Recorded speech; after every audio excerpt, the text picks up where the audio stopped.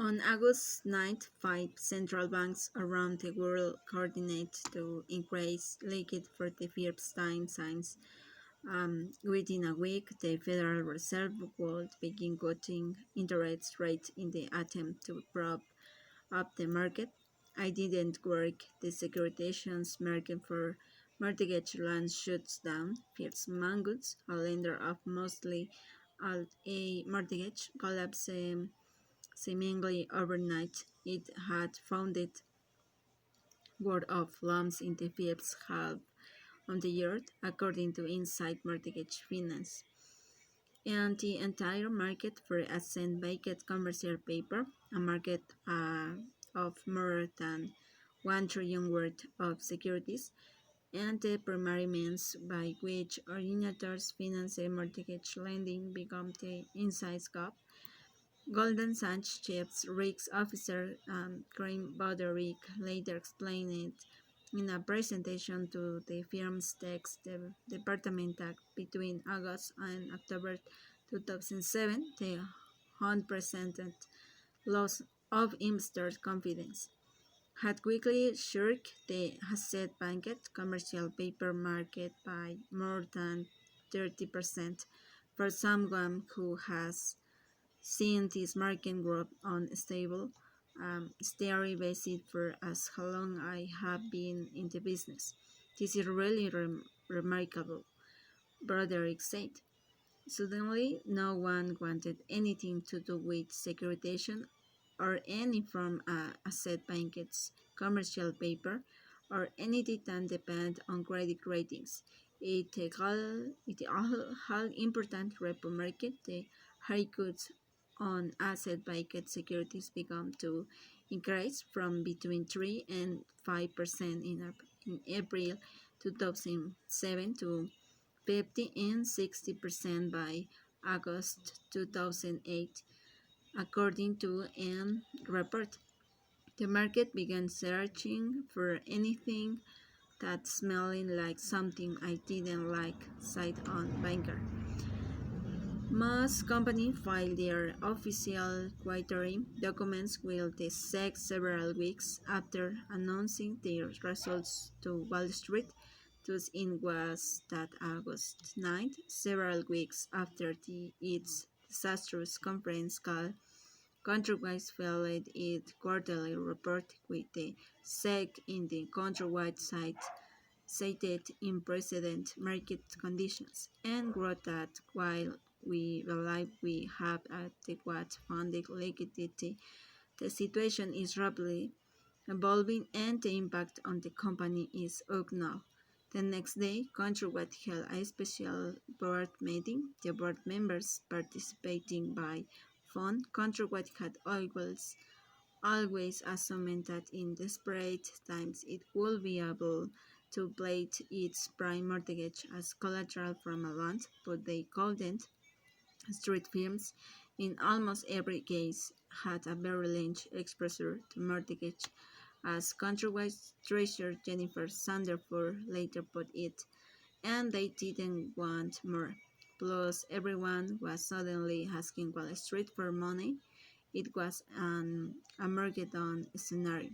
Sanderford said, "Im- um, it was, a worst case scenario of kind of epic proportions.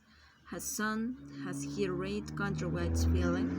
Ken Brooks, the Merrill Lynch analyst who followed the company, knew that it was a risk. Liquidity is the Achilles heel. Read the headlines of his report to his clients.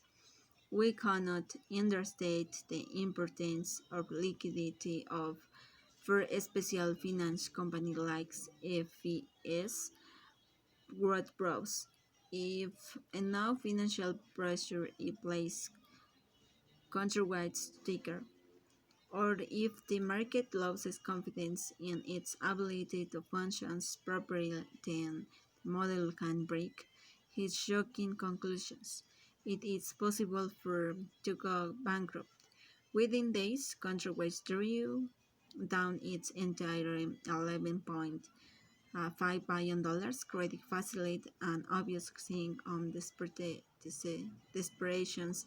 It also tried to get the Fed to use its emergency lending authority, but the Fed refused it. Maybe things would have been different in countrywide were still regulated by the Fed, but it wasn't. They cornered the Bill Brickets, says one person who is familiar with the events. On August 23, 2007, shortly before the market opened, Countrywide announced that Bank of America would invest $2 billion, giving the market the confidence that Countrywide had access to the deep pockets it needed to keep running. Ironically, the bank had landed Mozilla 75 in dollars, allowing him to start up Countrywide. In an interview with Maria Bartiromo, Mozilla blasted Bruce Report to yell fire in a very crowded theater where panic was already setting in, was totally responsible and baseless. He added, at the end of the day, where the only game left is thought after watching Mozilla, Kerry Killinger sent an emails to Steve Rodella, Washington Mutual Chief's Operations Officer. By the way, he wrote that Great Orange, skinny prophet from Calaves, was in fine form today. He went after the analysts at Merrill, predicted housing will lead us into a recession, said the chance of bankruptcy was no greater than when the stock was at free, and said what doesn't kill us makes us stronger. He continues to give the class actions lawyers good fodder for the stock drop lawsuits.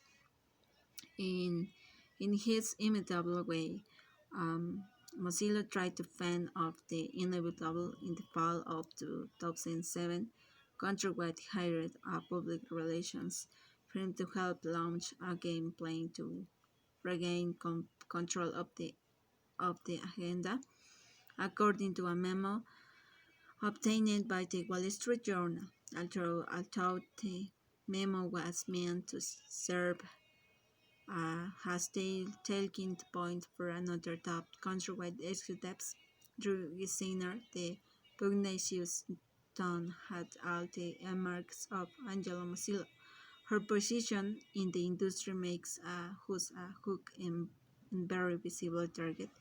The memo read, we are being attracted from all sides today in large part because we're number one, not just number one overall, but for the fifth time in mortgage banking history, we're number one in each of the four major divisions. Well, sales, retail, correspondence, and consumer direct. This is what makes such a hook treat the hard competitors.